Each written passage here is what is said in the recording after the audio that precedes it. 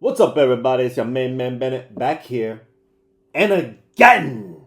And welcome back to the Not Yo Mama's Fantasy Football League Volume 8. This is the Week 8 Power Rankings. I never remember. I always forget. I don't pay attention enough to remember that this is Week 8. Yes, it is. So, without further ado,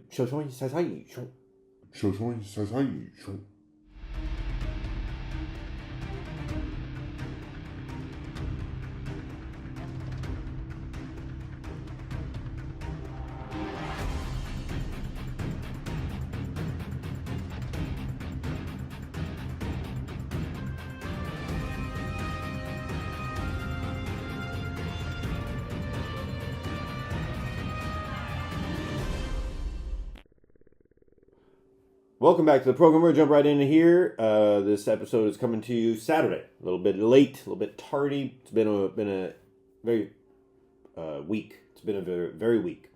So, 12 place team minutes. Of course, it's Team Rob's down a slot.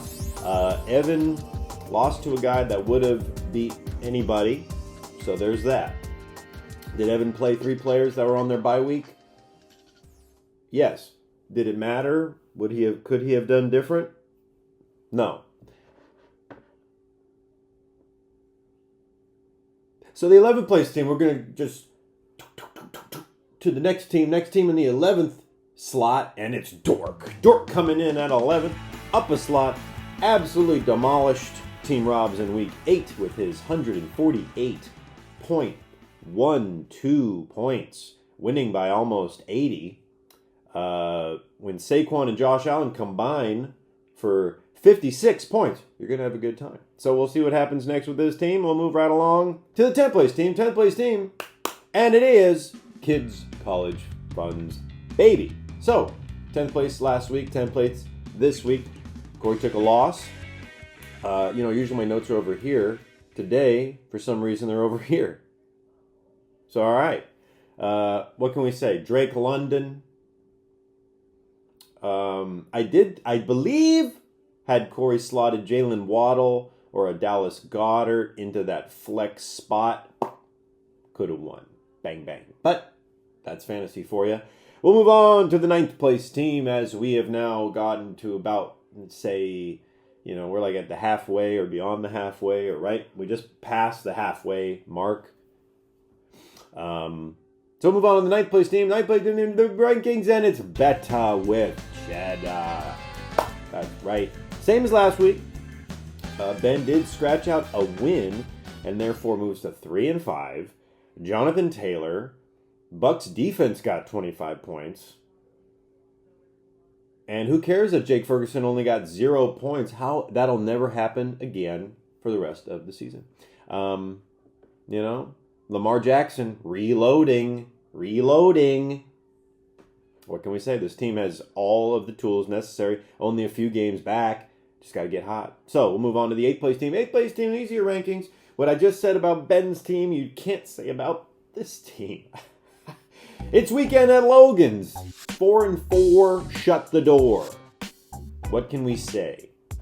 I bet the mic is probably really struggling. There's a lot of stuff in the way. So it probably sounds like this for the whole video. Just put on the closed captions. What can we say? We don't need to say anything about this team.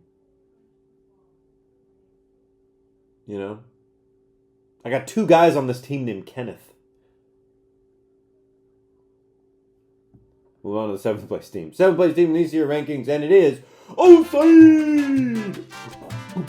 Way to go, baby! Down 2 slots because it was not the outing that Darren has hoped for. But not too many teams would have done well against Katie's squad, who got like 144 points in Week 8. Just got to pray for better days. He's got good players on this team. This team has been without Jaden Daniels for a while, so Jaden Daniels is coming back. Maybe that'll be the spark this team needs to progress. We'll move on to the 6th place team. 6th place team, these are rankings, and it's it's master cook. Down to, I can't believe my eyes. I can't, Allen is 4-4. Ugh. So, well, Jerry Jeudy got 0 points. Baker got 4. McCaffrey, 8. That's not a winning recipe. But those guys are usually going to get more. Of course, Tucker Kraft got him 30 points. Hey, not what we like to see. But 4-4, still right here. Still playing the game. Still participating. Your participation is appreciated. Therefore, we'll move on to the 5th place team. The 5th place team in these year rankings, and it is Moldy Biscuits. Moldy Biscuits up 1. Michael got the win. Even though his, one of his star players, who happens to be Jackson Smith-Njigba, was on a bye week.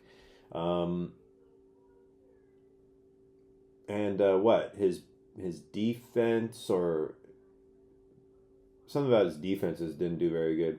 But it didn't matter. Joe Flacco, Javonte Williams, DK Metcalf, Rashee Rice, very consistent players. So, move on to the 4th place team, top 4 teams in the 4th place team in these year rankings, and it's Deez Nix.